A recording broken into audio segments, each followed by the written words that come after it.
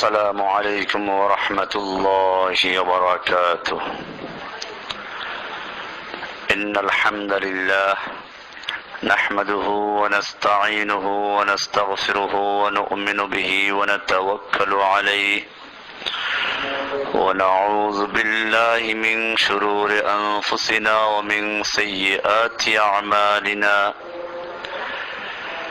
من يهده الله فلا مضل له ومن يضلله فلا هادي له. وأشهد أن لا إله إلا الله وحده لا شريك له. وأشهد أن محمدا عبده ورسوله. أما بعد فأعوذ بالله من الشيطان الرجيم. بسم الله الرحمن الرحيم. شهر رمضان الذي أنزل فيه القرآن هدى للناس وبينات من الهدى والفرقان. وقال رسول الله صلى الله عليه وسلم: من قام رمضان إيمانا واحتسابا غفر له ما تقدم من ذنبه. আল্লাহ সুবহানাহু ওয়া তাআলার মহান দরবারে লাখ শুকরিয়া জ্ঞাপন করছি, যিনি আমাদেরকে রমজানুল কারীমের পূর্ব মুহূর্তে শাবান মাসের শেষ দিকে আজিমপুর কলোনিতে মহিলাদের উদ্দেশ্যে কিছু কথা বলার জন্য এবং শোনার জন্য বসার তৌফিক ইনায়েত করেছেন। এজন্য বলি আলহামদুলিল্লাহ। আল্লাহ সুবহানাহু ওয়া তাআলা যাদের মঙ্গল কামনা করেন, যাদের ভালোবাসেন, কেবলমাত্র তাদেরকেই দ্বীনের সঠিক জ্ঞান অর্জন করার তৌফিক দান করেন। আল্লাহর রাসূল সাল্লাল্লাহু আলাইহি ওয়াসাল্লাম বলছেন: মান ইউরিদিল্লাহু বিহি খায়রান ইউফাক্কিহহু ফিদ্দীন। আল্লাহ রাব্বুল আলামিন যেই ব্যক্তির কল্যাণ কামনা করেন, যেই ব্যক্তির মঙ্গল কামনা করেন, একমাত্র তাকেই দ্বীনের সহিহ জ্ঞান অর্জন করার তৌফিক দান করেন। আমরা আজকে যখন মেয়ে লোকেরা বিভিন্ন বাজারে অর্ধনগ্ন বা উলাঙ্গপনা বেহায়াপনার সাথে জড়িত হয়ে মার্কেটে ঘোরাঘুরি করছে, যখন মেয়েরা বিভিন্ন পরপুরুষের সঙ্গে সময় কাটাচ্ছে, সেই মুহূর্তে আপনাদেরকে আল্লাহ রাব্বুল আলামিন যে এই দ্বীনের কথা শোনার জন্য বসার তৌফিক এনায়েত করেছেন, এটা নিশ্চয়ই আল্লাহ রাব্বুল আলামিনের এক বিরাট অনুগ্রহ এবং সত্যিকার আল্লাহ তাআলা আপনাদেরকে ভালোবেসেছেন তারই প্রমাণ করে। কোরআনুল কারীমে আল্লাহ সুবহানাহু ওয়া তাআলা বলেন: লাইন শাকারতুম লাযীদান্নাকুম। হে আমার বান্দা বান্দিরা, তোমরা যদি আমার নেয়ামতকে পেয়ে তার শুকরিয়া আদায় করো, আমি তোমাদের সে নেয়ামতকে আরো অনেক গুণে বৃদ্ধি করে দিব। পক্ষান্তরে যদি আমার নেয়ামতকে পেয়ে তোমরা আমার নেয়ামতের অশুকরি করো, অকৃতজ্ঞতা করো, আমি তোমাদেরকে কঠিন শাস্তি দিব। এটা আমাদের জন্য বিরাট সৌভাগ্য। আজকে আপনারা দ্বীনের কথা শোনার সুযোগ পাচ্ছেন। আমাদের অনেক বোনেরা আছে দুনিয়ার বিভিন্ন প্রান্ত থেকে, যারা ইন্টারনেটের মাধ্যমে আমাদের লেকচার শুনে, বক্তব্য শুনে তারা কান্নাকাটি করেন যে আমরা আপনার বক্তব্য সরাসরি শুনতে পাচ্ছি না, আমরা আপনার লেখা বইগুলো পাচ্ছি না, আমরা বিভিন্ন রকমের বিভ্রান্তমূলক বক্তব্য শুনে দ্বীন থেকে দূরে সরে যাচ্ছি। কোরআন এবং হাদিসের এই জন্য সহি জ্ঞান অর্জন করার সুযোগ লাভ করা, এটা আল্লাহর সবচেয়ে বড় নেয়ামত। আমাদের সামনে রমজানুল করিম। এই রমজান মাসে আমরা রমজানকে কিভাবে বরণ করব? আমরা দেখি একদল নারী পুরুষ বর্ষ বরণ করার জন্য ব্যস্ত হয়ে যায়। নববর্ষ, পান্তা ভাত, আরো কত কিছু এরা করে। আর একদল মুমিন তারাও তৈরি হয় রমজানুল করিমকে বরণ করার জন্য, ইস্তেকবাল করার জন্য, রমজানকে স্বাগত জানাবার জন্য। আল্লাহর রাসূল সাল্লাল্লাহু আলাইহি ওয়াসাল্লাম এই রমজানুল করিম সম্পর্কে বলেছেন যে রমজান মাস এমন একটা মাস যে মাসে তুসাফফাদু ফিহি শায়াতিন, শয়তানকে শিকলাবদ্ধ করা হয়। রমজান মাসে তুফাত্তাহু ফিহি আবওয়াবুল জান্নাহ, জান্নাতের সমস্ত দরজাগুলো খুলে দেওয়া হয়। সুবহানাল্লাহি বিহামদিহি। ওয়া তুগলাকু আবওয়াবুন নার, জাহান্নামের সমস্ত দরজাগুলোকে বন্ধ করে দেওয়া হয়। আল্লাহর রাসূল সাল্লাল্লাহু আলাইহি ওয়াসাল্লাম বলছেন ফিহি লাইলাতুল কদর, রমজান মাসের মধ্যে রয়েছে লাইলাতুল কদর। হিয়া খায়রুম মিন আলফি শাহর, যে রাত হাজার মাসের চেয়ে উত্তম। মান হুরিমা খায়রাহা ফাকাদ হুরিমাল খায়র কুল্লাহ, যে ব্যক্তি রমজানের এই লাইলাতুল কদরের বরকত থেকে বঞ্চিত হলো, মর্যাদা লাভ করা থেকে বঞ্চিত হলো, সেজন্য সমস্ত মঙ্গলময় জিনিস থেকে বঞ্চিত হলো। আল্লাহর রাসূল সাল্লাল্লাহু আলাইহি ওয়াসাল্লাম আরো বলছেন ইউগফারু লিস-সাইমিন ইলা আখির লাইলাতিন মিন রমাদান, রমজান মাসের শেষ রাতে রমজানের রোজা যারা পালন করেছে তাদের সমস্ত গুনাহ খাতাগুলোকে ক্ষমা করে দেওয়া হয়। এজন্য রমজান মাসের মর্যাদা অনেক বড়। রমজানের কেন এত মর্যাদা? কোরআনুল কারীমে আল্লাহ রাব্বুল আলামিন বলছেন শাহরু রমাদান আল্লাযী উনজিলা ফীহিল কুরআন, রমজান মাস হচ্ছে সে মাস যে মাসে কোরআনুল কারীমকে নাজিল করা হয়েছে। বোঝা গেল কোরআন নাজিলের মাস হওয়ার কারণে এই রমজানের এত বড় মর্যাদা। আমরা বাংলাদেশে অনেক দিবস পালন করে থাকি, ভাষা দিবস, তারপরে স্বাধীনতা দিবস, বিজয় দিবস। এই দিনগুলো কত এলো কত গেল, পৃথিবীর কোনো মানুষ খোঁজ রাখার প্রয়োজন মনে করে নাই। কিন্তু যখন এই নির্দিষ্ট দিনে বিশেষ কোনো ঘটনা ঘটলো, তার কারণেই এই দিনগুলোর মর্যাদা বেড়ে গেল। ঠিক এরকম ভাবে পৃথিবীর ইতিহাসে রমজান মাস কত এলো কত গেল কেউ খবর রাখার প্রয়োজন মনে করে নাই। কিন্তু রমজান মাসে একটা মেহমানকে আল্লাহ রাব্বুল আলামিন দুনিয়ার বুকে পাঠিয়েছেন। ওই মেহমানের আগমনের কারণে রমজান মাসের মর্যাদা বৃদ্ধি পেল। সেই মেহমান হচ্ছে আল কোরআন। আল্লাহ সুবহানাহু ওয়া তাআলা বলেন শাহরু রমাদান আল্লাযী উনজিলা ফীহিল কুরআনু, রমজান মাস হচ্ছে সে মাস যেই মাসে কোরআনুল কারীমকে নাজিল করা হয়েছে। এই কোরআনুল কারীমের কারণেই মূলত আমাদের নবীজির মর্যাদা। এই কোরআন যে মাসে নাজিল হয় সে মাসের মর্যাদা বেড়ে যায়। এই কোরআন যে রাতে নাজিল হয়েছে সে রাতের মর্যাদা বেড়ে গেল। আল্লাহ বলছেন ইন্না আনজালনাহু ফি লাইলাতুল কদর, আমি কোরআনকে নাজিল করেছি লাইলাতুল কদরে। ওমা আদরাকা মা লাইলাতুল কদর, আপনি জানেন কি লাইলাতুল কদর কি জিনিস? লাইলাতুল কদর খায়রুম মিন আলফি শাহর, লাইলাতুল কদর হচ্ছে হাজার মাসের চেয়ে উত্তম। এই কোরআনুল কারীমের কারণে আমাদেরও মর্যাদা। আমরা কোরআনুল কারীমকে যত বেশি পড়াশোনা করব, গবেষণা করব, আমল করব, আমাদের মর্যাদা তত বেড়ে যাবে। সেজন্য আমরা রমজানুল কারীমকে সামনে রেখে কিছু আলোচনা পেশ করব। অন্তরের কান দিয়ে আমরা এগুলো শুনবো। আমি প্রথমেই কোরআনুল কারীমের সূরা তওবার 111 নম্বর আয়াতটা পেশ করছি, যেটা প্রত্যেকটা মুমিনের জন্য অত্যন্ত গুরুত্বপূর্ণ।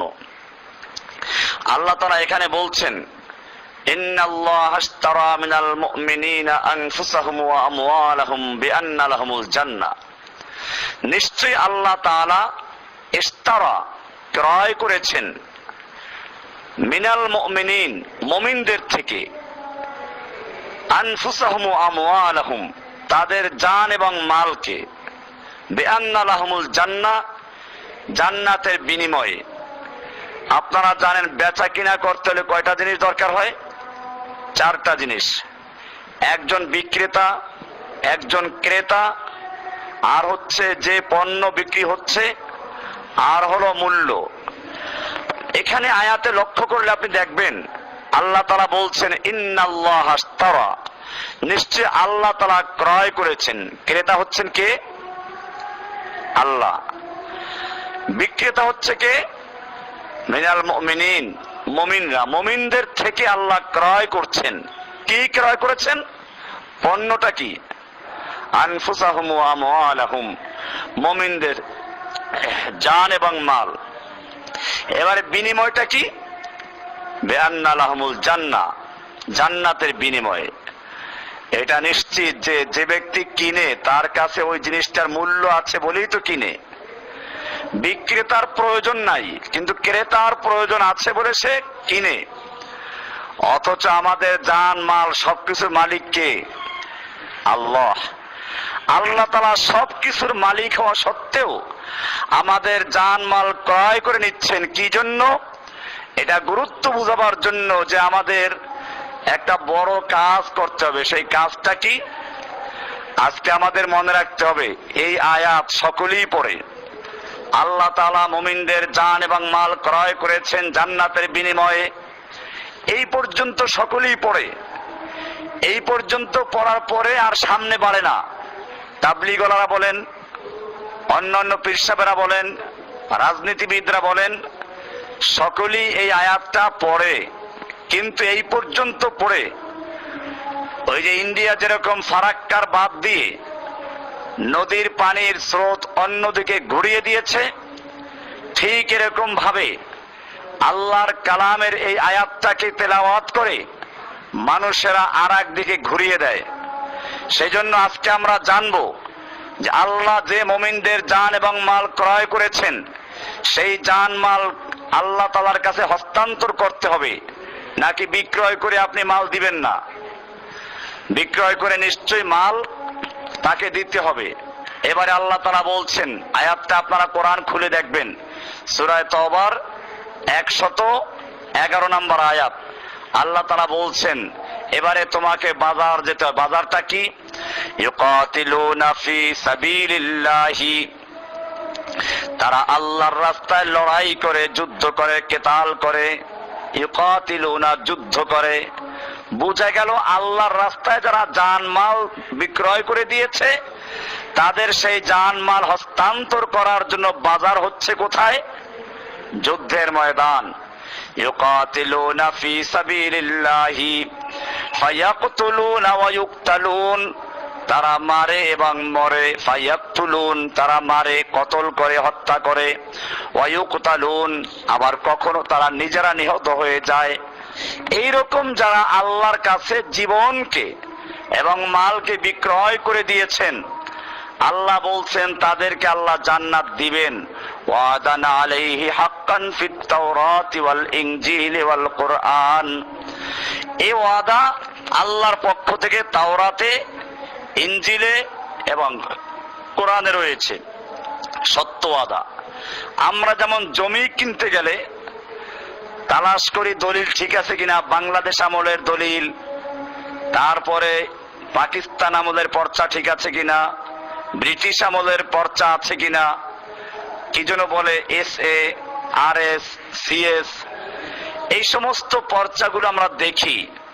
ঠিক আল্লাহ রাব্বুল আলামিনও আমাদেরকে জানিয়ে দিলেন যে আল্লাহ তাআলা মুমিনদের জান মাল জান্নাতের বিনিময়ে ক্রয় করেছেন, আল্লাহ তাআলা জান্নাত দিবেন। এই সত্য ওয়াদা রয়েছে তাওরাতে, সত্য ওয়াদা রয়েছে ইনজিলে, এই সত্য ওয়াদা রয়েছে কোরআনে। তার মানে ব্রিটিশ আমলের দলিল, পাকিস্তান আমলের দলিল, এরকম বাংলাদেশ আমলের সব পর্চা ঠিক আছে, মানে তাওরাতে আছে, ইনজিলে আছে, কোরআনে আছে। ইনজিল হচ্ছে আমাদের নবীর আগেরটা, ঈসা আলাইহিস সালামের উপরে যে কিতাব নাযিল হয়েছিল, আর তাওরাত হচ্ছে তারও আগে মুসা আলাইহিস সালামের প্রতি যে কিতাব নাযিল হয়েছিল। আল্লাহ বলছেন এই তোমাদের জন্য ওয়াদা রয়েছে তাওরাতে, এই ওয়াদা রয়েছে ইনজিলে, এই ওয়াদা রয়েছে কোরআনে। আমরা কি আল্লাহর সে ওয়াদা বিশ্বাস করি না? আল্লাহ আমাদের জানমাল ক্রয় করে নিয়েছেন কিসের বিনিময়ে? জান্নাতের বিনিময়ে। আল্লাহু আকবার।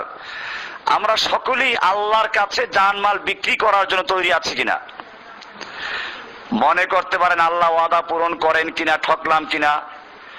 জমি কিনতে গেলে তিনটা জিনিস দেখতে হয়। একটা হচ্ছে জমির দলিল ঠিক আছে কিনা, 2 নাম্বার হচ্ছে জমির দখল আছে কিনা, 3 নাম্বার হচ্ছে মালিক ঠিক আছে কিনা। এখানে আল্লাহ তাআলা বলছেন অসুবিধা নাই, মালিক ঠিক আছে। আল্লাহ বলছেন ওমান আওফা বিআহদিহি মিনাল্লাহ, ওমান আওফা বিআহদিহি মিনাল্লাহ। আল্লাহর চেয়ে আর বেশি ওয়াদা পূরণকারী কে আছো? আল্লাহর চেয়ে অধিক বেশি ওয়াদা পূরণ করার মতো কে আছে?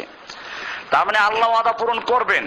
এরপরে আল্লাহ বলছেন ফাস্তাবশিরু বিবাইইকুমুল্লাযী বায়াতুম বিহি, সুতরাং তোমরা আনন্দিত হও, খুশি হও ওই বেচা কেনার মাধ্যমে যে বেচা কিনা তোমরা করেছো আল্লাহর সঙ্গে। কার সঙ্গে?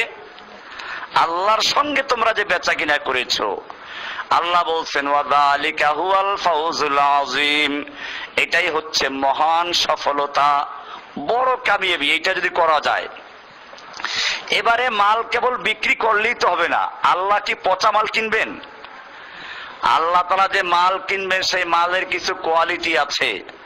আমরা যারা আল্লাহর কাছে নিজের জান মাল বিক্রয় করতে চাই, আজকে আলোচনা তাদের জন্য যে কি কি কোয়ালিটি অর্জন করতে হবে, কি কোয়ালিটি অর্জন করলে তারপরে আল্লাহ কিনবেন। আপনি যেমন পচা মাছ, পচা চাল, পচা ডাল, নষ্ট তেল, পেঁয়াজ রসুন তরি তরকারি আপনি ক্রয় করেন না, ঠিক এরকম ভাবে আল্লাহ সুবহানাহু ওয়া তাআলাও যে জীবনের মধ্যে, যার জানের মধ্যে শিরিক আছে, বিদআত আছে, কুসংস্কার আছে, এইগুলো ক্রয় করবেন না।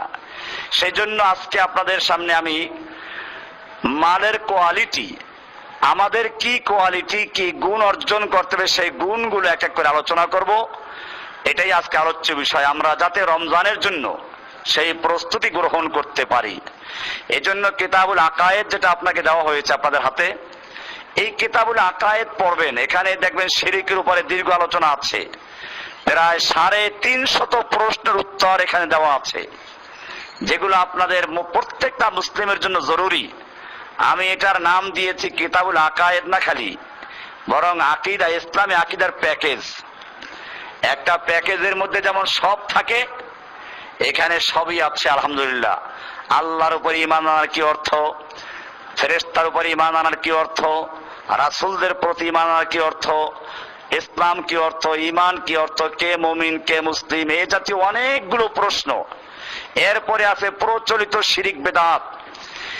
এই সমস্তগুলো বর্জন করে তারপরে আমরা এই কোয়ালিটিগুলো অর্জন করব। আসুন এবারে সূরা তওবার 112 নম্বর আয়াতে আল্লাহ তাআলা বলছেন, আল্লাহ তাআলা যে মুমিনদের থেকে জান এবং মাল ক্রয় করেছেন তাদের মধ্যে এই গুণগুলো থাকতে হবে। এই আয়াতে 9টা গুণ, 9টা বৈশিষ্ট্য, 9টা কোয়ালিটি আলোচনা করেছেন। আমরা এক এক করে শুনবো। আল্লাহ তাআলা বলছেন আত-তাইবুন আল-আবিদুন আস-সাআবিদুন আল-হামিদুন আস-সাইহুন আর-রাকিউন আস-সাজিদুন আল-আমিরুনা বিল মারুফ ওয়ান-নাহুনা আনিল মুনকার والحافظون لحدود الله وبشر المؤمنين। আল্লাহ রাব্বুল আলামিন বলেন আল্লাহ তাআলা যে সমস্ত মুমিনদের থেকে জান এবং মালকে ক্রয় করেছেন, সেই মুমিনদের মধ্যে এই সমস্ত বৈশিষ্ট্য, এই গুণাবলী থাকতে হবে। আত-তাইবুন, এক নাম্বার হলো তারা হবে বারবার তওবাকারী। জীবনে যদি গুনাহ হয়ে যায় আবার সঙ্গে সঙ্গে তওবা করে ফিরে আসবে। তওবা মানে কি? তওবা মানে হচ্ছে ফিরে আসা। আপনার সন্তান যেরকম পালিয়ে যায় আবার ফিরে আসে, ভয় পায় আব্বা আম্মা মার দেয় কিনা, তখন আব্বা আম্মা বলে না না ফিরে আসো, আমি তো তোমার মা, আমি তোমার আব্বু, ফিরে আসো। ঠিক আল্লাহ রাব্বুল আলামিনও তার বান্দাকে ডাকেন, যত অন্যায় করো গুনাহ করো ফিরে আসো, আমি তোমাকে ক্ষমা করে দিব। এই জন্য যারা আল্লাহর কাছে তওবা করে আল্লাহ তাআলা তাদের তওবা কবুল করেন, তাদেরকে পছন্দ করেন, তাদের জানমাল ক্রয় করেন। এই জন্য শুরুতেই বলা হয়েছে আত-তাইবুন, যারা বারবার আল্লাহর কাছে তওবা করে। জীবনের সারা জীবনটা চলে গেছে অন্যায় করতে করতে, গুনাহ করতে করতে। আল্লাহ বলেন ভয় পেও না, আমি তোমার রব। ওয়াকালা রাব্বুকুম উদউনি আস্তাজিব লাকুম, তোমাদের রবের পক্ষ থেকে এলান শুনো, ঘোষণা শুনে নাও। উদউনি আস্তাজিব লাকুম, আমাকে ডাক দাও, আমি তোমার ডাকে সাড়া দিব। আমাকে ডাক দাও, আমি তোমার ডাকে সাড়া দিব, আমি তোমার ডাক কবুল করব। উদউনি আস্তাজিব লাকুম। আল্লাহ তাআলা আরো অনেক জায়গায় বলেছেন। আমার দেশে সমস্যা হচ্ছে মানুষ কোরআন পড়ে না, পীর সাহেবদের বক্তব্য শুনে, কিছু বক্তাদের বক্তৃতা শুনে, আর তারা বই লিখে দেয় যে বান্দা অসংখ্য গুনাহ করার কারণে আল্লাহ মাফ করতে চান না। পীর অনুনয় বিনয় করে আল্লাহর কাছে দোয়া করে, তারপরে আল্লাহ মাফ করেন। নাউজুবিল্লাহ মিন যালিক।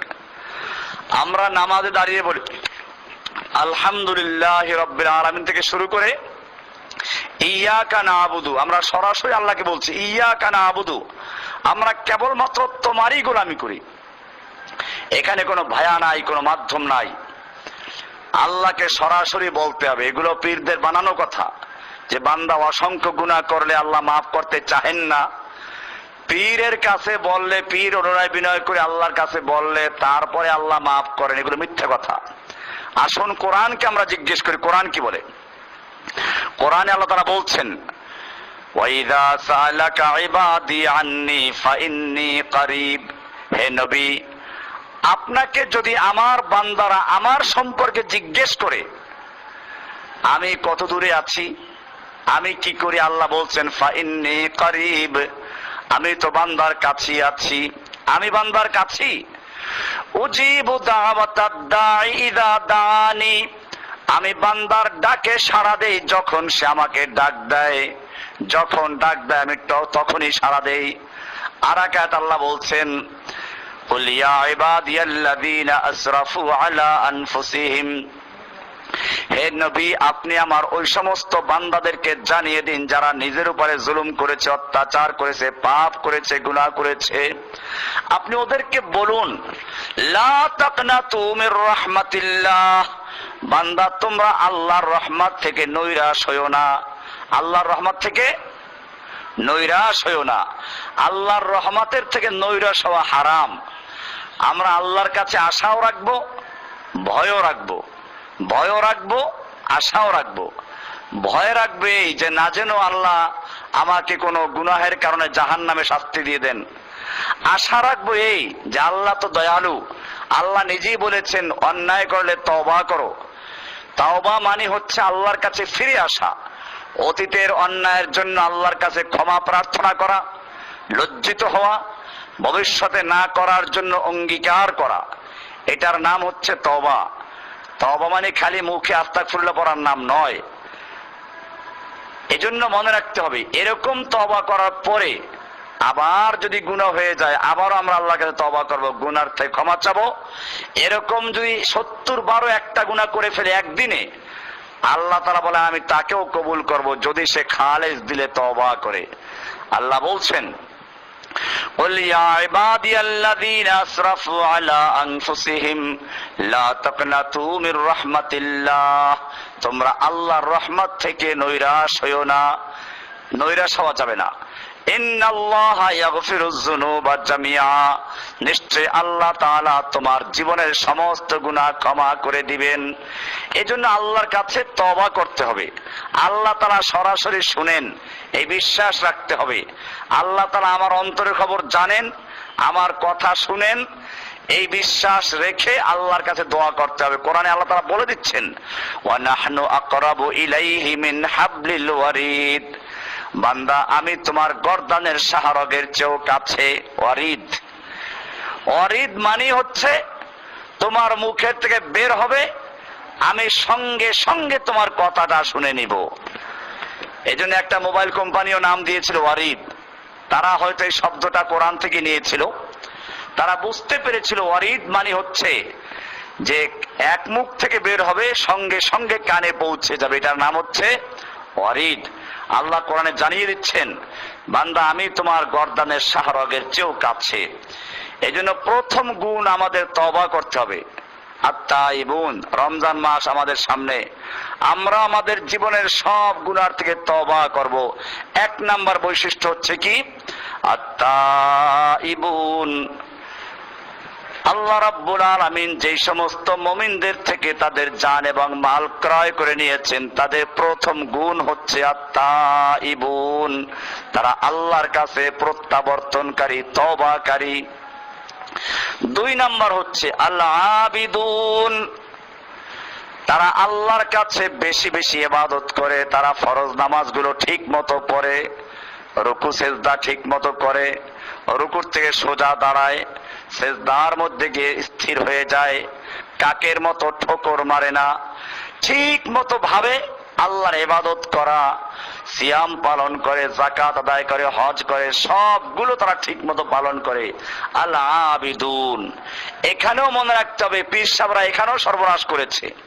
আমাদের দেশের এক শ্রেণীর সুফিবাদ, পীরবাদ, এরা যারা বিশ্বাস করে, এরা দেখবেন অনেক গল্প করে যে আধ্যাত্মিকতার শীর্ষ মাকামে গেলে নামাজ, রোজা, ইবাদত কিছুই লাগে না। নাউজুবিল্লাহ মিন যালিক। তারা কিন্তু কোরআন দিয়ে দলিল দিবে আপনাকে। কোরআনের একটা আয়াতে আছে, সূরা জুমারের 99 নম্বর আয়াতে বলা আছে, ওয়াবুদ রাব্বাকা হাত্তা ইয়াতিয়াকাল ইয়াকিন, তুমি তোমার রবের ইবাদত করো যতক্ষণ পর্যন্ত ইয়াকিন না আসে। তো ইয়াকিন আসলে ইবাদত লাগবে না, এইটা দিয়ে ওরা দলিল দেয়, এই তো ইয়াকিন আসলে লাগবে না। ইয়াকিন মানে আধ্যাত্মিকতার চূড়ান্ত মাকাম। আমরা এই আয়াতের অর্থ আল্লাহর নবী সাল্লাল্লাহু আলাইহি সাল্লাম কি করেছেন দেখব। আপনারা তাফসিরে ইবনে কাসির আপনাদের কাছে আছে, দেখে নেবেন। সূরা জুমার 99 নম্বর আয়াত, আল্লাহর নবী ব্যাখ্যা করেছেন এই আয়াতের অর্থ ওই পীর সাহেব যা করে, সুফিরা ভণ্ডরা যা করে তা নয়। আয়াতের অর্থ হচ্ছে ওয়াবুদ রাব্বাকা, তুমি তোমার রবের ইবাদত করো, হাত্তা ইয়াতিয়াকাল ইয়াকিন, যতক্ষণ ইয়াকিন না আসে। আর এখানে ইয়াকিন মানে হচ্ছে মৃত্যু। তার মানে মৃত্যু পর্যন্ত আল্লাহর ইবাদত করতে থাকতে হবে, কারো জন্য কোনো ক্ষমা নাই। আমাদের নবীজি সারা জীবন ইবাদত করেছেন। আপনারা হাদিস পড়ুন, বুখারীর কিতাবুস সালাতের মধ্যে দেখবেন, আল্লাহর নবী যখন অসুস্থ হয়ে পড়লেন, মসজিদে যাওয়ার মতো ক্ষমতা নেই, এবার এশার সালাতের আজান হয়ে গেল। আল্লাহর নবী সাহাবায়ে কেরামদের জিজ্ঞেস করলেন, নামাজ কি হয়ে গেছে? সাহাবায়ে কেরাম কি বললেন? ইয়ান্তাজিরুনাকা ইয়া রাসূলুল্লাহ, হে নবী আপনার জন্য অপেক্ষমান রয়েছে, আপনি গেলেই তো জামাত শুরু হয়ে যাবে। আল্লাহর নবী উযু করলেন, বেহুশ হয়ে পড়লেন, চারবার বেহুশ হয়ে গেলেন। পঞ্চমবারে আবু বকরকে বললেন যে নামাজ পড়াও, মরু আবা বকরিন ইউসাল্লি বিন নাস, তোমরা আবু বকরকে বলো সে যেন লোকদের ইমামতি শুরু করে দেয়। আল্লাহর নবীর আদেশ প্রাপ্ত হয়ে আবু বকর সিদ্দিক রাদিয়াল্লাহু তাআলা আনহু আল্লাহর নবীর জায়নামাজে দাঁড়িয়ে, মুসাল্লায় দাঁড়িয়ে নামাজ আদায় করা শুরু করলেন। এবারে আল্লাহর নবী একটু সুস্থ হলেন, ওযু করলেন, দুইজন সাহাবীকে ডাকলেন, এক পাশে আলী এক পাশে বেলাল। দুজন সাহাবীর কাঁধে ভর দিয়ে আল্লাহর নবী এবারে মসজিদে জামাতে হাজির হওয়ার জন্য রওনা হলেন। বুখারীর হাদিসে বলা হয়েছে ওয়ারে জেলাহু তাখুত্তানি বিল আরদে, আল্লাহর নবীর পা দুটো জমিনের সঙ্গে হেঁচড়ে হেঁচড়ে যাচ্ছিল। সুবহানাল্লাহ। যেই নবীর আগের পিছের সমস্ত গুনাহ ক্ষমা করা ছিল, যেই নবী সম্পর্কে আল্লাহ তাআলা কোরআনে স্পষ্ট বলেছেন লিয়াগফিরা লাকাল্লাহু মা তাকাদ্দামা মিন যামবিকা মা তাআখারা, হে নবী আল্লাহ তাআলা আপনার আগের পিছের সমস্ত গুনাহ ক্ষমা করে দিয়েছেন। সেই নবী মৃত্যু রোগে আক্রান্ত অবস্থায়ও, অসুস্থ থাকা অবস্থায়ও দুজন সাহাবীর কাঁধে ভর দিয়ে মসজিদে রওনা হলেন, আর পা দুটো জমিনের সঙ্গে হেঁচড়ে হেঁচড়ে যাচ্ছিল। এর পরেও যদি কোনো পীর বলে, কোনো সুফি বলে, কোনো দরবেশ বলে যে আধ্যাত্মিকতার শীর্ষ মাকামে গেলে নামাজ রোজা লাগে না, সেগুলো পীর না শয়তান? পরিষ্কার শয়তান। এই জন্য মনে রাখতে হবে, আল্লাহ তাআলা কারো জন্য ইবাদতকে মাফ করে দেন নাই। এই জন্য রমজান সামনে আমরাও বেশি করে ইবাদত করব। 2 নাম্বার কোয়ালিটি বলছিলাম, আল আবিদুন, তারা ইবাদতকারী হবে, আল্লাহর ইবাদত করবে। কোন অবস্থাতেই তারা আল্লাহর ইবাদত থেকে গাফেল হবে না। হ্যাঁ, তবে মেয়ে লোকের জন্য মাসিক ঋতুস্রাব চলাকালীন অবস্থায় নামাজ আল্লাহ মাফ করে দিয়েছেন, সেজন্য মাফ। রোজা মাফ করা হয় নাই, তবে ওই অবস্থায় রোজা রাখবে না, পরে কাজা করবে। এটা ভিন্ন জিনিস, আল্লাহর পক্ষ থেকে অনুমতি দেওয়া আছে। কিন্তু এরকম অনুমতি যাদের জন্য দেওয়া হয় নাই, তাদের জন্য কোনো অবস্থাতে রোজা নামাজ মাফ হয় না। এগুলো ভণ্ডামি কথা। এই লোকগুলো নিজেরা নামাজ পড়ে না, মানুষদেরকে মুরিদ বানিয়ে তাদের থেকে পয়সা কামাই করে। এই জন্য এগুলোর থেকে বাঁচতে হবে আমাদেরকে। আল আবিদুন, আমি সূরা তওবার 112 নম্বর আয়াতের থেকে মুমিনদের কোয়ালিটি, যে মুমিনদের জান মাল আল্লাহ ক্রয় করেছেন, সেই মালগুলো কেমন হবে, সেই মুমিনদের বৈশিষ্ট্যগুলো কি হবে, সেগুলো আলোচনা করছি। 3 নম্বর বৈশিষ্ট্য হচ্ছে আল হামিদুন, তারা সকল ক্ষেত্রে আল্লাহ তাআলার প্রশংসা করবে। আল্লাহ রাব্বুল আলামিন যখন সুখের মুহূর্ত দান করবেন, কোন নিয়ামত দান করবেন, তারা বলবে আলহামদুলিল্লাহ, মাশাআল্লাহ। ভালো খবর শুনলে বলবে মাশাআল্লাহ, তাবারাকাল্লাহ। কেউ কিছু দান করলে বলবে জাযাকাল্লাহ, আল্লাহ তোমাকে উত্তম উত্তম বিনিময় দান করুক। ভবিষ্যতের কোনো কাজের অঙ্গীকার করলে বলবে ইনশাআল্লাহ। অতীতে কোনো নিয়ামতের কাজ পেলে বলবে আলহামদুলিল্লাহ। সর্বক্ষেত্রে তারা আল্লাহর হামদ, আল্লাহর প্রশংসা পেশ করবে। এটা 3 নাম্বার গেল।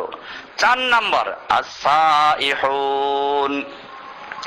সাইহুন শব্দটার অর্থ হচ্ছে সিয়াহা, অর্থাৎ যারা আল্লাহর রাস্তায় সব সময় দিন রাত আল্লাহর দিনের দাওয়াত পেশ করে, যুদ্ধ করে, লড়াই করে, জিহাদ করে, তাদেরকে বলা হয় আস-সাইহুন। সাইহুন শব্দের মূল অর্থ হচ্ছে সাঁতার কাটা। সূরা মুজাম্মিলে আপনারা দেখবেন, ওখানে আছে আল্লাহ তাআলা নবীকে বলছেন ইয়া আইয়ুহাল মুজাম্মিল কুমিল লাইলা ইল্লা কালিলা, হে মুজাম্মিল আপনি রাতের বেলায় জাগরণ করুন, আবার আপনি কিছুক্ষণ ঘুমান।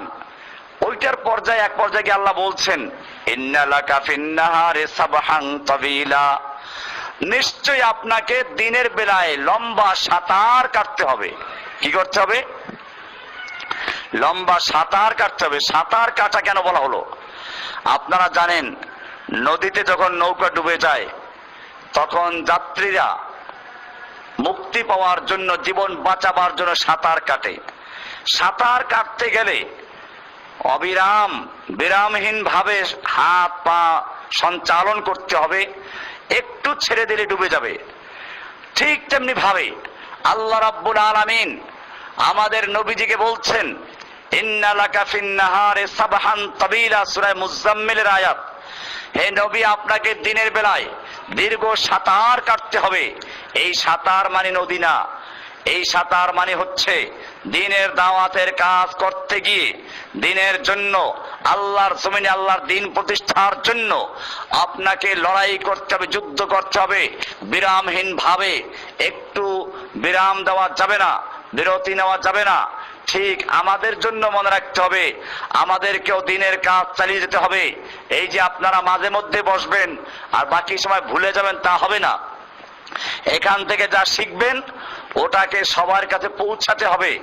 সব সময় ঘরে বসে ছেলে মেয়েদেরকে, বাহিরে গেলে বন্ধু বান্ধবদেরকে, স্বামীকে, এরকম সকলকে সব সময় দিনের দাওয়াত পেশ করা, এটা হলো 4 নাম্বার কোয়ালিটি। as-সাইহুন, তারা সাঁতার কাটে। তার মানে সাঁতার কাটে অর্থ এই না যে সুইমিং পুলে গিয়ে সাঁতার কাটে, নদীতে সাঁতার কাটে। এই সাঁতার কাটা বলা হচ্ছে স্থায়ী ভাবে, বিরামহীন ভাবে সারাক্ষণ তারা আল্লাহর দিনের দাওয়াত প্রচার করে নিজেদেরকে আল্লাহর দায়ী হিসাবে তৈরি করেছে। এটা আমাদের কাজ করতে হবে। 4 নাম্বার গেল।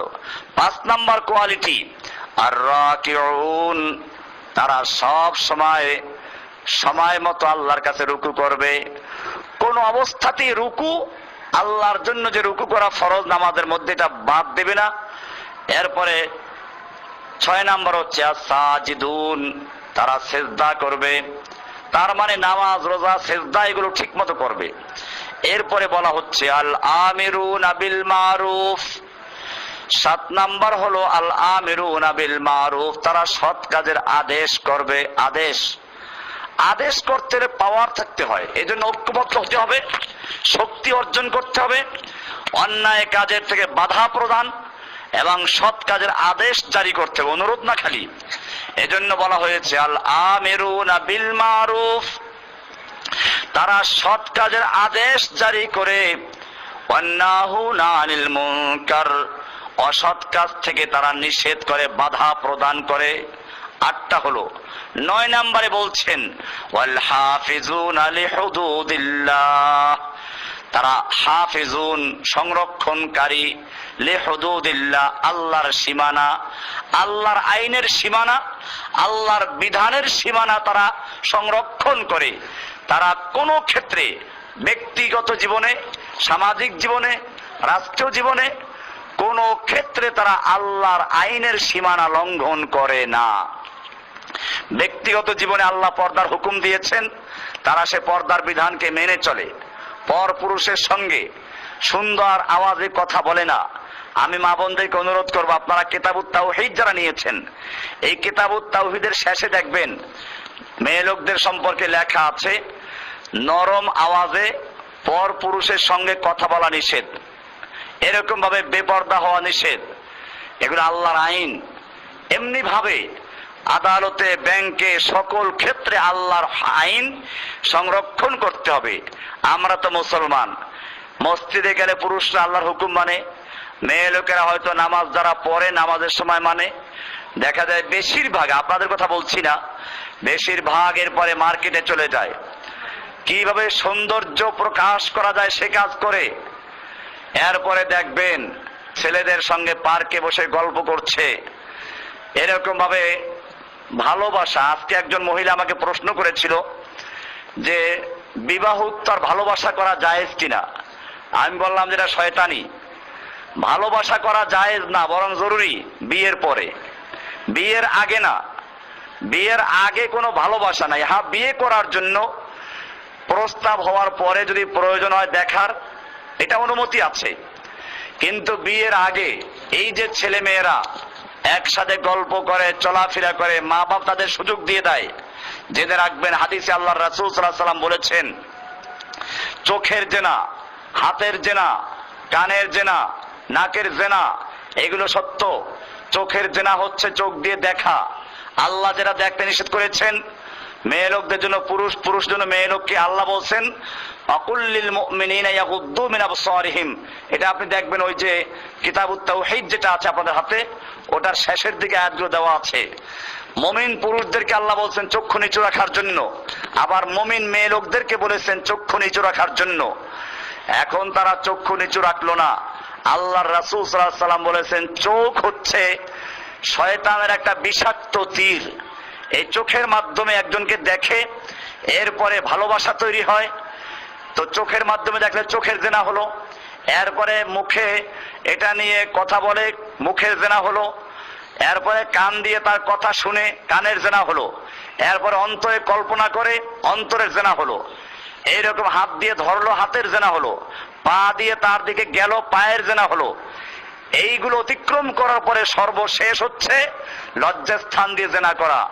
এই জন্য মা বোনদেরকে ভালো করে সতর্ক থাকতে হবে, এই শয়তানের যেন তীর আমাদেরকে গ্রাস করতে না পারে। চোখের হেফাজত করা, আমি যে বিষয়টা বলছিলাম, এরকম ভাবে আল্লাহর সীমানা রক্ষা করা, যেটা বলা হচ্ছে সুদ খাওয়া যাবে না, ব্যাংকে গেলে সুদ চলে, আল্লাহ বলছেন সুদ হারাম, আমাদের সরকারগুলো লাইসেন্স দিয়ে সুদকে হালাল করে দিচ্ছে। আল্লাহ বলছেন চোরের হাত কাটার বিধান দিয়েছেন চোর বন্ধ করার জন্য, ওরা সেটা বাতিল করেছে। আল্লাহ তাআলা বলছেন মূর্তি পূজা করা যাবে না, আমাদের সরকারগুলো সেই মূর্তি তৈরি করে করে রাস্তার মোড়ে বসাচ্ছে আর মানুষকে এই মূর্তি পূজায় বাধ্য করছে, মানুষেরা মূর্তির সামনে ফুল দিচ্ছে।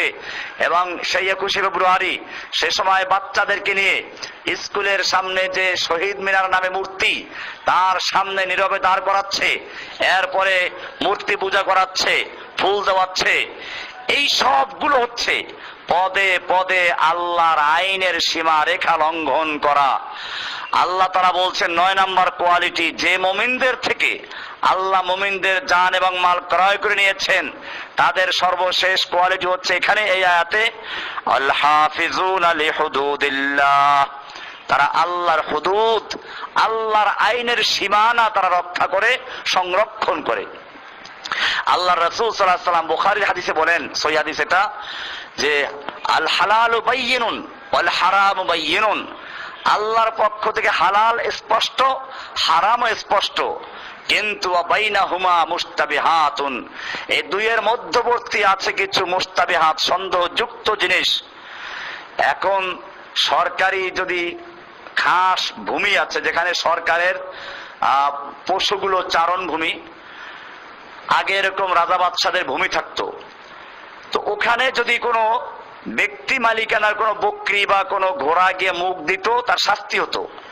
আল্লাহর রাসূল সাল্লাল্লাহু আলাইহি ওয়াসাল্লাম বলছেন এই প্রত্যেকটা রাজা বাদশার যেমন সংরক্ষিত খাস ভূমি থাকে, আল্লাহরও সংরক্ষিত এলাকা আছে, তা হচ্ছে আল্লাহর নিষিদ্ধ সমূহ, আইন সমূহ।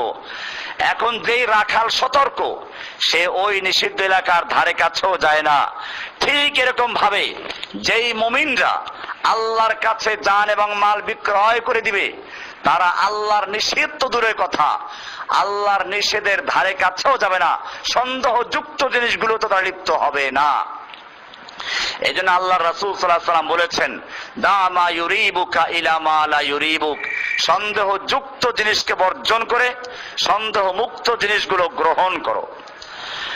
আমরা কোরআনুল কারীমের সূরা তওবার 111 আয়াতে জানলাম যে আল্লাহ তাআলা মুমিনদের জান এবং মাল ক্রয় করে নিয়েছেন জান্নাতের বিনিময়ে। আল্লাহ হচ্ছেন ক্রেতা, মুমিন হচ্ছে বিক্রেতা।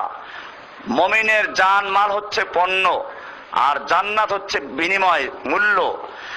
এই মূল্য জানমালটা কেমন হতে হবে তার কিছু গুণ আমরা এখান থেকে জানলাম সূরা তওবার 112 নম্বর আয়াতে। এরপরে আমি আরো কিছু আলোচনা করছি সূরা আলে ইমরানের 17 নম্বর আয়াত থেকে। আল্লাহ তাআলা সেখানে আরো কিছু কোয়ালিটি বয়ান করেছেন। এই মুমিনদের এই গুণগুলো অর্জন করতে আপনারা খুব ভালো করে এগুলো শুনবেন, যেন রমজানকে সামনে রেখে আমরা এই কোয়ালিটি, এই গুণগুলো আমাদের মধ্যে অর্জন করতে পারি। তাহলেই কেবলমাত্র আল্লাহ আমাদের জীবন এবং আমাদের মাল ক্রয় করে নিবেন, নতুবা আল্লাহ আমাদের মাল কিনবেন না। শিরক যুক্ত, বেদাত যুক্ত, কুসংস্কার যুক্ত, দুর্বল, এরকম নোংরা এই পচা মাল আল্লাহ তাআলা কিনবেন না। সেজন্য আরো কিছু কোয়ালিটি সূরা আলে ইমরানের 17 নম্বরে আল্লাহ বলছেন। এখানে 5টা আছে, আগের 9টা, এখানে আছে 5টা। এটা আমরা এক এক করে শুনবো। 1 নম্বর আস-সাবিরিন, 2 নম্বর হচ্ছে আস-সাদিকিন, 3 নম্বর হলো আল-কানিতিন, 4 নম্বর হলো আল-মুনফিকিন, 5 নম্বর হলো আল-মুস্তাগফিরিন বিল আসহার। 1 নম্বর কোয়ালিটি এখানে আস-সাবিরিন। এই মুমিনরা হবে সাবিরিন, ধৈর্যশীল, অটল থাকবে তারা। ধৈর্য মানে এই না যে আপনাকে একজন থাপ্পড় দিল এক গালে, আর এক গাল পেটে দিলেন যে ভাই ব্যথা পেলেন কিনা, যেটা আমাদের তাবলিগের ভাইরা বলে থাকে, এরা দেখবেন এই তাদের যে ইসলাম, সেই ইসলামে কারোর সঙ্গে মারামারি নাই, কুফাররা মারবে আমরা মার খাবো না, এটা না। এই জন্য মনে রাখতে হবে, সবর শব্দের অর্থ এইটা না যে একজনে মারলো আমি ধৈর্য ধারণ করে দাঁড়িয়ে থাকলাম কিছু বললাম না। সবর মানে হচ্ছে অটল, বিপদে আপদে ধৈর্য ধারণ করা, দৃঢ়তা ঠিক রাখা, অটল থাকা, যেন কোন রকম দুর্বলতা না আসে, এটার নাম হচ্ছে সবর। আল্লাহ রাসূল সাল্লাল্লাহু আলাইহি সাল্লামের কাছে সাহাবীর অভিযোগ করেন, ইয়া রাসূলুল্লাহ, আমরা তো মরে যাচ্ছি, আপনি কি দোয়া করবেন না, আল্লাহকে ডাকবেন না আমাদের জন্য? আমরা তো শেষ হয়ে যাচ্ছি জুলুম নির্যাতনে মক্কায় বসে। আল্লাহ রাসূল সাল্লাল্লাহু আলাইহি সাল্লাম বললেন, তোমরা আগের যুগে যারা ছিল তোমাদের আগে, তাদের এক একজনকে লোহার পেরেক মেরে রৌদ্রে চিৎ করে ফেলে রাখা হতো, করাত দিয়ে মাথা পর্যন্ত চিরে রাখা হতো, তাদেরকে গর্ত করে তার মধ্যে জীবন্ত কবর দেওয়া হতো। এরকম আল্লাহ রাসূল সাল্লাল্লাহু আলাইহি সাল্লাম সাবধান করেছেন। মনে রাখতে হবে, সাবর মানে হচ্ছে এই অটল থাকা, বিপদে আপদে মানুষের তিরস্কার করলো, মানুষের নির্যাতন করলো, জুলুম করলো, এক্ষেত্রে সবর করা। কারণ দিনের কথা যদি সহিভাবে বলতে চান তাহলে জেনে রাখবেন আপনার উপরে বিপদ আসবে, মানুষেরা তিরস্কার করবে।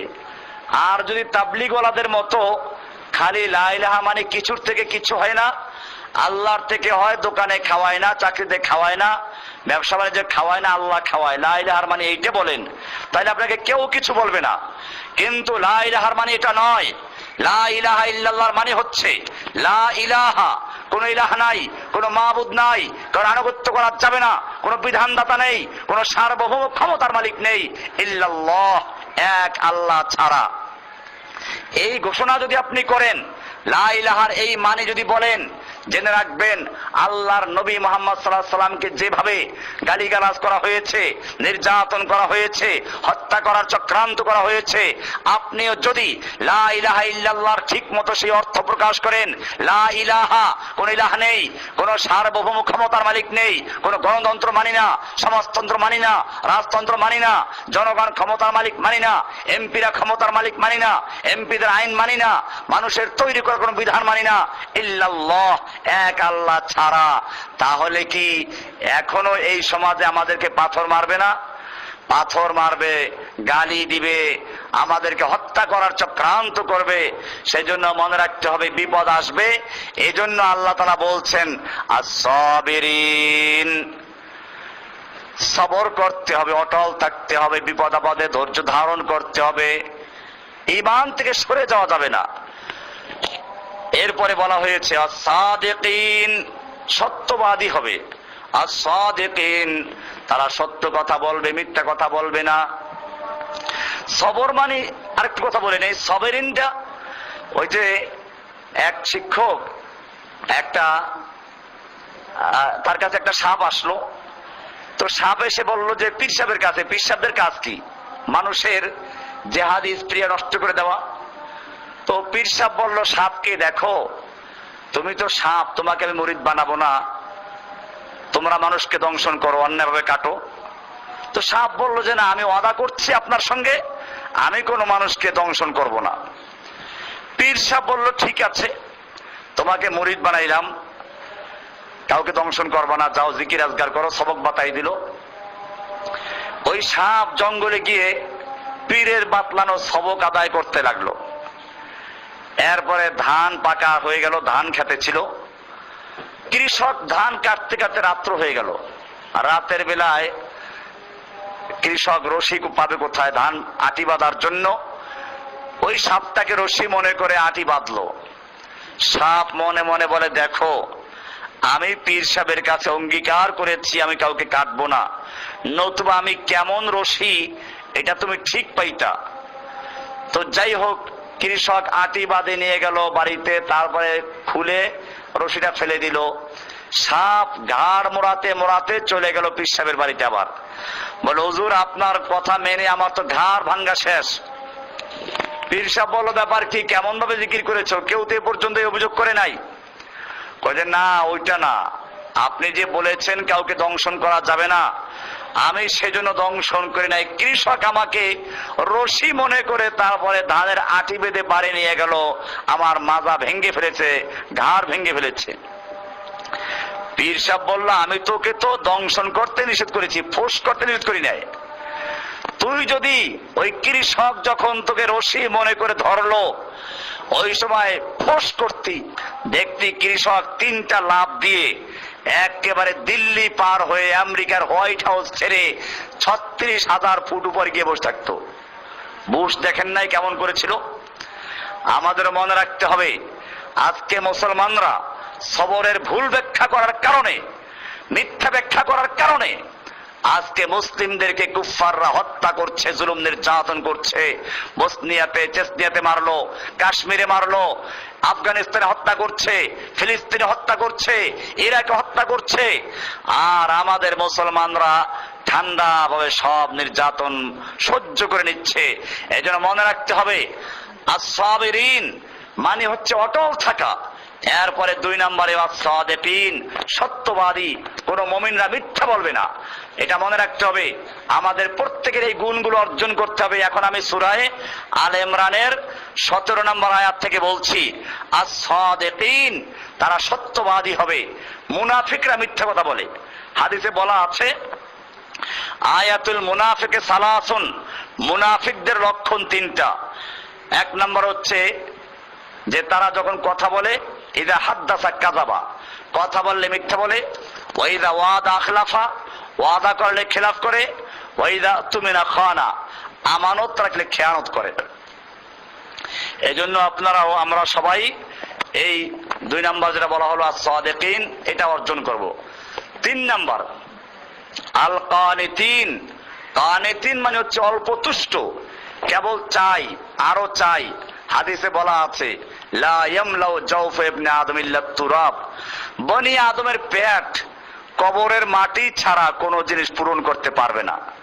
দুনিয়াতে যত সম্পদ অর্জন করবে আরো সে চাই, আরো চাই, আরো চাই। এজন্য মুমিনদের একটা সিফাত হচ্ছে আল কানিতিন, তারা অল্পতে তুষ্ট থাকে, আল্লাহ তাআলা যা দিয়েছেন তার জন্য শুকরিয়া আদায় করে। মাল উপার্জন করা নাজায়েজ না, তবে মনে রাখতে হবে এই উপার্জন করতে গিয়ে, যেমন নৌকা পানিবিহীন চলতে পারে না, কিন্তু পানি যদি নৌকার ভিতরে ঢুকে তাহলে এই পানি নৌকা ডুবার কারণ হয়ে যায়। ঠিক তেমনি ভাবে দুনিয়ায় চলতে হলে আমাদেরকে দুনিয়ার সম্পত্তির প্রয়োজন আছে, মালের প্রয়োজন আছে, কিন্তু সেই মাল আমাদের অন্তরে স্থান দেওয়া যাবে না, মালের মোহাব্বত তৈরি করা যাবে না। এজন্য আল্লাহ বলছেন আল কানিতিন। 4 নম্বর হচ্ছে ওয়াল মুনফিকিন, তারা ইনফাক করে, আল্লাহর রাস্তায় ব্যয় করে। আল্লাহর রাস্তায় ব্যয় করতে হবে, এই যে দ্বীনি কাজে ব্যয় করা সবচেয়ে জরুরি কাজ। আপনারা এই যে কিতাবুল আকায়েদ হাতে পেয়েছেন, আপনারা সূচি পড়লে হয়তো বুঝতে পেরেছেন মানব জীবনের ইসলামের জন্য যে আকীদাগুলো জানা দরকার, কত জিনিস এখানে লেখা হয়েছে। এখানে কোনো কিসসা কাহিনী নাই, কোনো পীরের কাহিনী না, পীরের গল্প না, সম্পূর্ণ কোরআন এবং হাদিসের দলিল দিয়ে তারপরে লেখা হয়েছে। এই কিতাবটা ছাপাতে গিয়ে আমাদের 2 লক্ষ টাকার উপরে খরচ হয়েছে। 2000 কপি, 2 লক্ষ টাকার উপরে। এক কপি যদি 100 করে ধরেন তাতেও 2 লক্ষ টাকা। তাহলে আমরা এটা খরচ আমাদের পড়েছে। বাধাইটা দেখেছেন কি মজবুত বাধাই, কাগজগুলো ভালো, ছাপাগুলো ভালো। এটা আপনারা পারেন এই জিনিসগুলোকে একজনে 100 কপি বা 500 কপি এটার ছাপার খরচ দিতে পারেন, তাহলে আমরা বিলি করতে পারি হাদিয়া দিয়ে মানুষকে। তো এগুলো আল্লাহর রাস্তায় ব্যয় করা অন্তর্ভুক্ত। এরকম ভাবে জীবন থাকতে সাদকা জারিয়ার কাজ করা যাওয়া। আর সাদকা জারিয়ার সবচেয়ে ভালো কাজ হচ্ছে দ্বীনি ইলম প্রচারে অংশগ্রহণ করা। আপনারা এই যে দাওয়াতের কাজ করছেন, এটাও সাদকা জারিয়া। আপনি দাওয়াত দিচ্ছেন একজনকে, সে দাওয়াত দিবে আরেকজনকে, একজনকে একটা দাওয়াত দিয়ে অথবা একটা সহিহ কিতাব দিয়ে আপনি তাকে উপকার করলেন। এই জন্য আপনারা পরস্পরে হাদিয়া দিবেন, উপহার দিবেন, এই কিতাবগুলো, আর কিতাবগুলো দেওয়ার সাথে সাথে আপনি দাওয়াত দিয়ে দিবেন এই কিতাবে কি কি আছে। আমি যেমন এখানে এসে আপনাদেরকে বলেছি আপনারা সূচিটা পড়ে নেন। কেন? এই সূচিটা পড়ার মানে হচ্ছে কিতাবটা পড়ার জন্য উদ্বুদ্ধ করা, কি আছে তা উপলব্ধি করা। আপনিও এরকম ভাবে যাকে দিবেন তাকে এই সূচিটা পড়তে বলবেন বা নিজে পড়ে শোনাবেন, তাকে তার ভিতরে জানার আগ্রহ তৈরি করবেন। সে বুঝবে যে আমি অনেক কিছু জানি না প্রশ্নগুলো পড়লে, তারপরেই সে পড়তে উদ্বুদ্ধ হবে। এইভাবে আপনি যদি একজনকে দাওয়াত দান করেন, আপনার মাধ্যমে সারা জীবনে যদি একটা লোক হেদায়েত প্রাপ্ত হয়, আল্লাহর রাসূল সাল্লাল্লাহু আলাইহি ওয়াসাল্লাম সহিহ হাদিসে বলেন, লা ইয়াহদিয়াল্লাহু বিকা রাজুলান, তোমার মাধ্যমে আল্লাহ তাআলা যদি একজন মানুষকে হেদায়েত দান করেন, খায়রুল লাকা মিন হুমুরিন নাম, সেটা তোমার জন্য আরবের সবচেয়ে মূল্যবান সম্পদ ছিল লাল উট। আল্লাহর রাসূল বলেন তার চেয়ে উত্তম। কাজে আপনারা মনে রাখবেন, যদি আপনার মাধ্যমে একটা মেয়ে লোক, একটা মা, একটা বোন আল্লাহর দ্বীনের পথে চলে আসে, ইসলামের পথে চলে আসে, তাহলে সে সারা জীবন যে আমল করবে তার একটা অংশ আপনার আমল নামে পৌঁছতে থাকবে। আবার সে যাকে দাওয়াত দিবে সেখান থেকে কিয়ামত পর্যন্ত আপনার মাধ্যমে যে হেদায়েত পেল, তার মাধ্যমে যে হেদায়েত পেল, তার মাধ্যমে যে হেদায়েত পেল, সে তার সন্তানদেরকে, ভাইদেরকে, স্বামীকে, যাদেরকে দাওয়াত দিবে, এই সবগুলোর সওয়াবের আমল আপনার আমল নামে পৌঁছতে থাকবে, যেটা আপনি দাওয়াত দিয়েছেন। এই জন্য মনে রাখতে হবে, এই দ্বীনি কাজে আপনারা জান মাল ব্যয় করবেন, সময় ব্যয় করবেন, অর্থ ব্যয় করবেন, কিতাব কিনে হাদিয়া দিবেন। আরো যদি কারো সচ্ছলতা থাকে তাদেরকে বলবেন যে এরকম কিতাব ছাপানো হচ্ছে না, আমাদের আরো কিছু কিতাব লেখা আছে, অর্থের অভাবে কিতাবগুলো ছাপানো হচ্ছে না। তো এই জন্য আপনারা এই মুনফিকিন, এটা 4 নাম্বার কোয়ালিটি। মুনফিক মানে হচ্ছে আল্লাহর রাস্তায় যারা ব্যয় করে, অর্থ সম্পদ ব্যয় করে, আল্লাহর দেওয়া অর্থ, আল্লাহর দেওয়া সম্পদ যারা ব্যয় করে।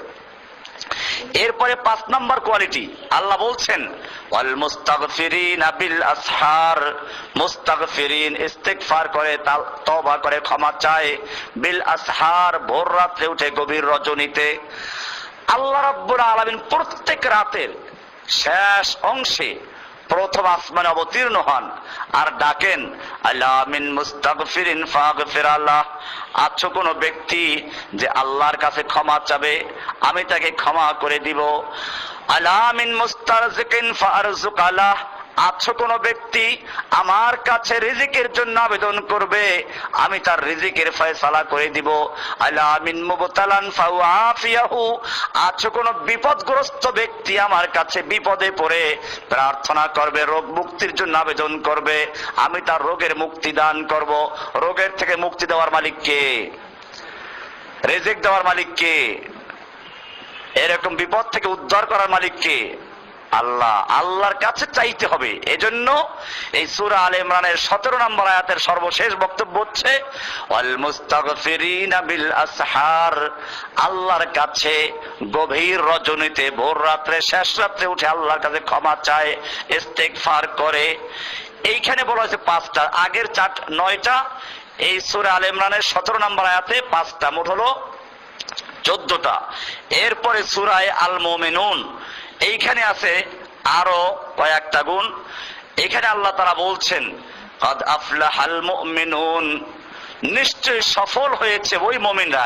আপনি যে এই গুণগুলো অর্জন করতে পারেন, এবারে আল্লাহ তাআলা আপনাকে সার্টিফাই করছেন, কাদ আফলাহাল মুমিনুন, নিশ্চয় সফল হয়েছে ওই সকল মুমিনরা, আল্লাযীনা হুম ফি সালাতিহিম খাশিউন।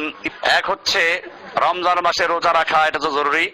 তবে মেয়ে লোকদের যদি ওজর থাকে সেক্ষেত্রে আল্লাহ সুযোগ দিয়েছেন তারা অন্য সময় রাখবে।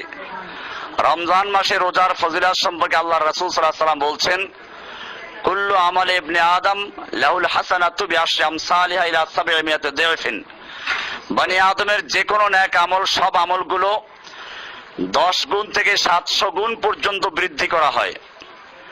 আল্লাহ তাআলা বলেন, ইল্লা সিয়াম, তবে রোজা ছাড়া, ফাইন্নাহু লি ওয়া আনা আজজি বিহ, রোজা যেহেতু শুধুমাত্র আমার জন্য রাখা হয়, আমি কেবলমাত্র এর প্রতিদান দিব, বিনিময় দান করব।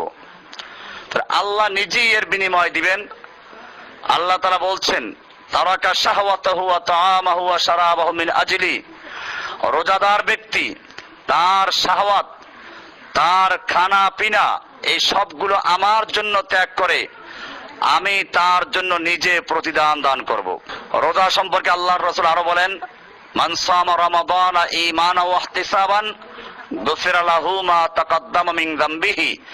যে ব্যক্তি রমজান মাসে ঈমানের সঙ্গে সওয়াবের উদ্দেশ্যে রোজা রাখে, আল্লাহ তাআলা তার জীবনের সমস্ত গুনাহগুলো ক্ষমা করে দেন। তবে শর্ত আছে পূর্ণ ঈমান, শিরক মুক্ত ঈমান। আপনারা আমার ওই কিতাবুল আকায়েদটা ভালো করে পড়বেন, দেখবেন শিরকের চ্যাপ্টারে একেবারে লম্বা আলোচনা আছে শিরিক করলে কি অসুবিধা। কোরআনে আল্লাহ তাআলা বলেছেন যে শিরিক যদি কোনো ব্যক্তি করে তাকে আল্লাহ কখনো ক্ষমা করবেন না। এর উপর আয়াত দেওয়া আছে, অনেকগুলো আয়াত। আল্লাহ তাআলা বলছেন, ইন্নাহু মান ইউশরিক বিল্লাহি ফাকাদ হাররামাল্লাহু আলাইহিল জান্নাহ। যে ব্যক্তি আল্লাহর সঙ্গে শিরিক করে আল্লাহ তার জন্য জান্নাতকে হারাম করে দেন। এজন্য আপনারা শিরিক সম্পর্কে জানবেন। শিরিক কি? শিরিক হচ্ছে আল্লাহর মধ্যে বান্দার মধ্যে ভায়া মাধ্যম নির্ধারণ করা। যেমন আমাদের সমাজে অনেকে পীরদেরকে ভায়া মনে করে, কবরওয়ালাকে ভায়া মনে করে। এরকম শবে বরাতে আপনারা দেখেছেন ঢাকার শহরের মাজারগুলোতে টাকা পয়সা দিয়ে মানুষ স্তূপ করে ফেলেছে। এগুলো বেদাত আর এবং শিরিক। কবরওয়ালার কাছে প্রার্থনা করা শিরিক। কোন জীবিত মৃত্যু মানুষকে আল্লাহর মধ্যে ভায়া মাধ্যম মনে করা কি শিরিক? এগুলো আমাদেরকে বর্জন করতে হবে।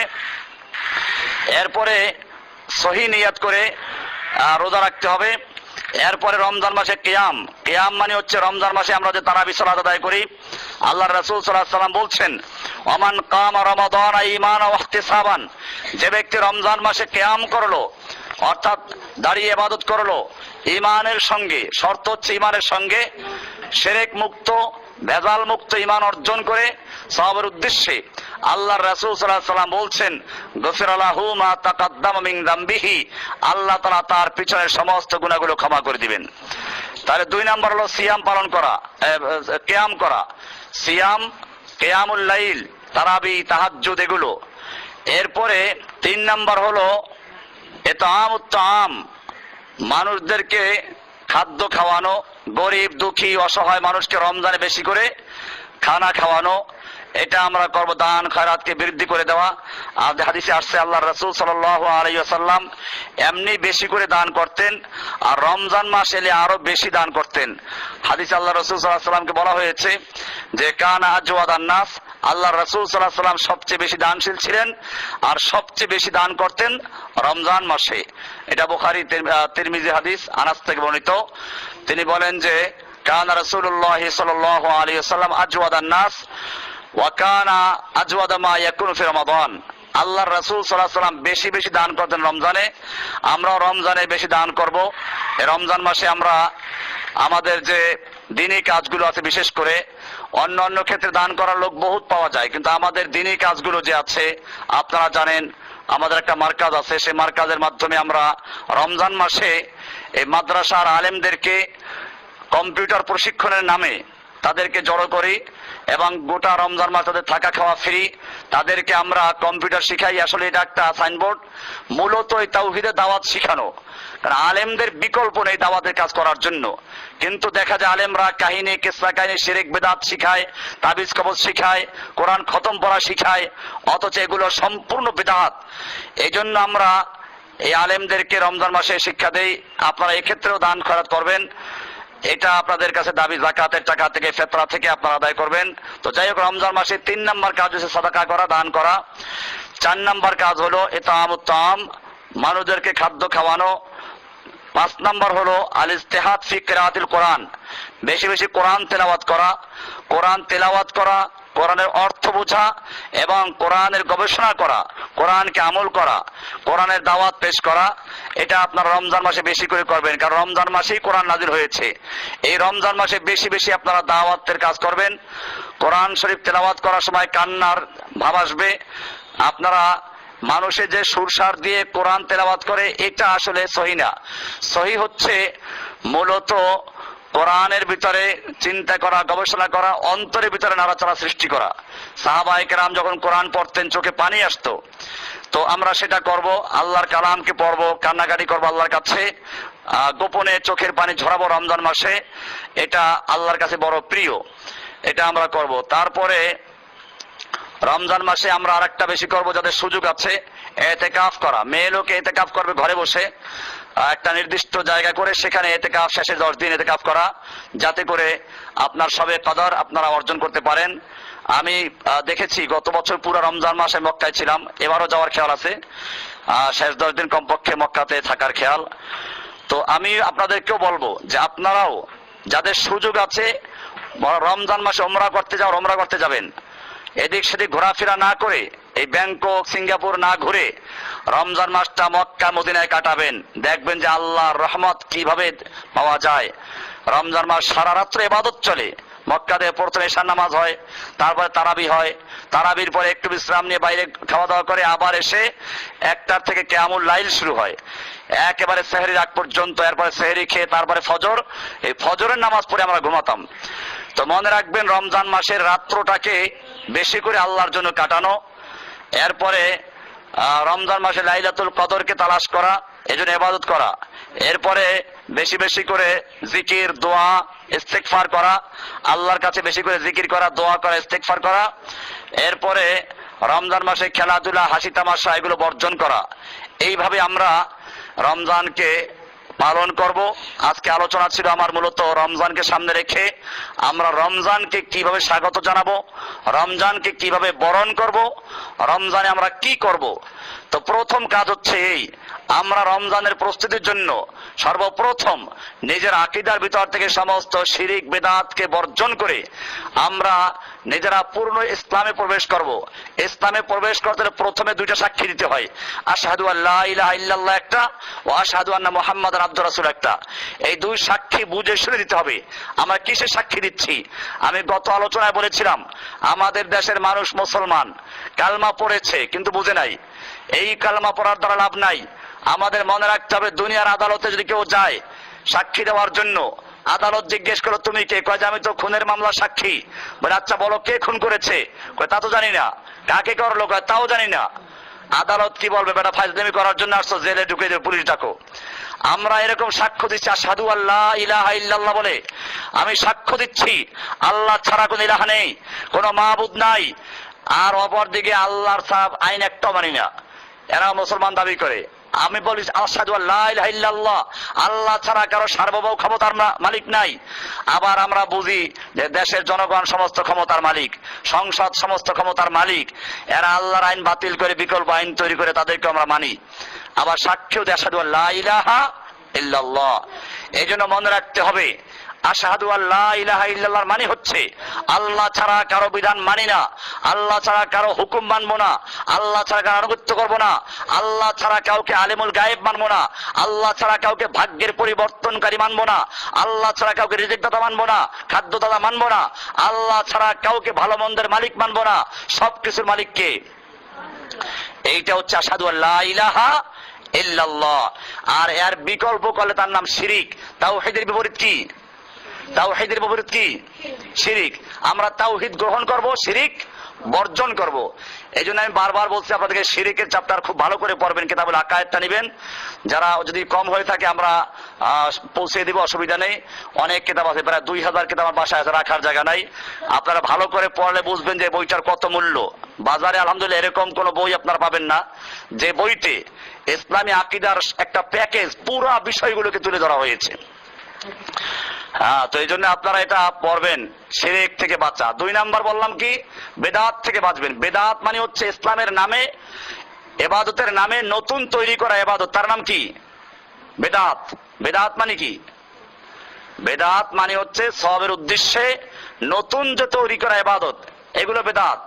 যেমন আমাদের দেশে মানুষ মরলে 3 দিন পরে খতম পড়ায়, মিলাদ পড়ায়, 40 করায়, এগুলো সব বেদাত। এরকম খতম পড়ায়, কোরআন শরীফ পড়ায়, মানুষ মরলেই ডাক দেয় হুজুরদেরকে। এটা জেনে রাখবেন, পয়সার বিনিময়ে মৃত্যু ব্যক্তির নামের জন্য তাসবিহ পড়া, তাহলিল পড়া, খতম পড়া সম্পূর্ণ হারাম, সম্পূর্ণ হারাম। এই যে ব্যক্তি পড়ে সেও হারাম কাজ করে, যে পড়ায় সেও হারাম কাজ করে। এই সমস্ত বেদাত গুলো করছে। শবে বরাতে আপনারা দেখেছেন, শবে বরাতে মানুষেরা হালুয়া তৈরি করেছে, রুটি খেয়েছে, গরু গোশত খেয়েছে, আলোকসজ্জা করেছে। এই যে কতগুলো, তারপরে কি কি নামাজ তৈরি করেছে, 12 রাকাত নামাজ পড়তে হয়, প্রত্যেক রাতে 3 বার কুল আল্লাহ পড়তে হয়, এরা আমরা হাদিস কোরআনে পাই নাই কোথাও, মানুষ তারা তৈরি করেছে। এই সবে বরাতে গোসল করতে হয়, এগুলো সম্পূর্ণ ভুয়া এবং মিথ্যা, জাল, এবং এগুলো সব তৈরি করা মানুষের। আর এই সবে বরাতে কবরে দৌড়াইলো, মাজারে টাকা দিল, মাজারে গিয়ে প্রার্থনা করলো, এই সমস্ত শিরিক বিদআত গুলো থেকে আমাদেরকে বর্জন করতে হবে। এই জন্য দেখবেন ওই বইটাতে লেখা আছে আমাদের দেশে প্রচলিত শিরিক, দেখবেন ওই বইটার মধ্যে আছে প্রচলিত শিরিক বিদআত, এটাও পড়বেন, তাহলে আপনারা দেখবেন আপনার মধ্যে কি কি আছে, যেগুলো আছে ওগুলো বর্জন করবেন। এই জন্য ইবাদত কবুল হওয়ার জন্য প্রথম তাওহীদ গ্রহণ করবেন, শিরিককে বর্জন করবেন। এরপরে ওয়াশহাদু আন্না মুহাম্মাদান আবদুর রাসূল, মানে মুহাম্মদ সাল্লাল্লাহু আলাইহি ওয়াসাল্লাম আদর্শ আমরা মানবো, তার তরিকা মানবো, তার তরিকার বিপরীত যেটা বিদআত, ওর নাম কি? সুন্নাতের বিপরীত কি? বিদআত। সুন্নাতের বিপরীত কি? তাওহীদের বিপরীত শিরক, আর সুন্নাতের বিপরীত বিদআত। এগুলো বর্জন করব, শিরক বিদআতকে বর্জন করব, তাওহীদ এবং সুন্নাহকে গ্রহণ করব, এবং এই জন্য আমরা আরো বেশি বেশি পড়াশোনা করব। আল্লাহ তাআলা আমাদের সকলকে রমজান মাসকে সামনে রেখে রমজানের প্রস্তুতি স্বরূপ সমস্ত শিরক বিদআতকে বর্জন করে তাওহীদ এবং সুন্নাহকে গ্রহণ করে কোরআন হাদিসের ইসলামকে অনুসরণ করে আমাদের প্রচলিত সব ধ্যান ধারণা এবং সমস্ত রসম রেওয়াজকে বর্জন করে কোরআন সুন্নাহ মোতাবেক আমাদেরকে সত্যিকার মুসলিম হওয়ার তৌফিক দান করুন, আমিন। ওয়া সাল্লাল্লাহু তাআলা আলা নবিয়িনা মুহাম্মদ ওয়া আলা আলিহি ওয়া আসহাবিহি আজমাইন। সুবহানাল্লাহি বিহামদিহি, সুবহানাকাল্লাহুম্মা বিহামদিকা, আশহাদু আল্লা ইলাহা ইল্লা আনতা, আস্তাগফিরুকা ওয়া আতুবু ইলাইক।